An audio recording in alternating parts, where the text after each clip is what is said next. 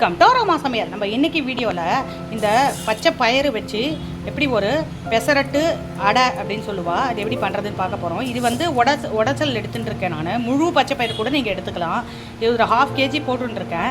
அதுக்கு ஒரு 100 கிராம் அளவுக்கு பச்சை அரிசி போட்டுக்கிறேன். இது போடும்போது நல்லா கரக்கரன்னு வரும் இந்த அடை, இந்த பெசரட்டு.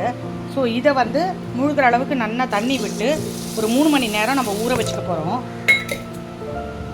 3 மணி நேரம் நல்லா ஊறும்போது நல்லா உப்பி வரும். இது ஊறினதுக்கப்புறமா அதில் நான் வந்து ஒரு 1/4 இன்ச்சுக்கு இல்லை 1/2 இன்ச்சுக்கு இஞ்சி எடுத்துகிட்டு இருக்கேன். ஒரு 5-6 பச்சை மிளகா உங்கள் காரத்துக்கு ஏற்ப நீங்கள் எடுத்துக்கலாம். அப்புறம் கொத்தமல்லி, கருவேப்பிலை ஒரு கைப்பிடி அளவுக்கு 2 சேர்ந்து எடுத்துகிட்டு இருக்கேன். இது 3 மணி நேரம் ஊறினதுக்கப்புறம் இது எல்லாத்தையும் சேர்த்து ஒரு தேவையான அளவு ஒரு 2 டீஸ்பூன் உப்பு போட்டு இதை அரைச்சி எடுத்துகிட்டு வந்து காட்டுறேன். இதை வச்சு நம்ம ஒரு சூப்பரான கரகரை மொறு பெசரட் பண்ண போகிறோம். இது இந்த மாதிரி சூப்பராக அடமாவு பதத்துக்கு அரைச்சி எடுத்துன்னு வந்திருக்கேன். இதில் தேவையான அளவு உப்பும் அப்புறம் பெருங்காயமும் சேர்த்துட்டுருக்கேன். நீங்கள் அரைக்கும் போது 1 டீஸ்பூன் சீரகமும் சேர்த்துக்கோங்க, அதுவும் நல்லது. நான் சேர்த்து அரைச்சிட்டேன், அதை சொல்ல விட்டுட்டேன். அடுத்தது இந்த கல் இங்கே காஞ்சின்னு இருக்கு. இந்த கல் நல்லா காஞ்சதுக்கு அப்புறமா இதில் நீங்கள் வந்து இதை மெல்லிசாக அடையாக வாத்துக்கலாம். ஒரு 1/4 டீஸ்பூன் எண்ணெய் விட்டுட்டு அது மேலே வாருங்க. ஃபஸ்ட்டு வாக்கும்போது நல்லா மெல்லிசாக வாத்துக்கலாம். வாத்துட்டு நல்லா மொறுமொறுன்னு வரும் இந்த அடை. உங்களுக்கு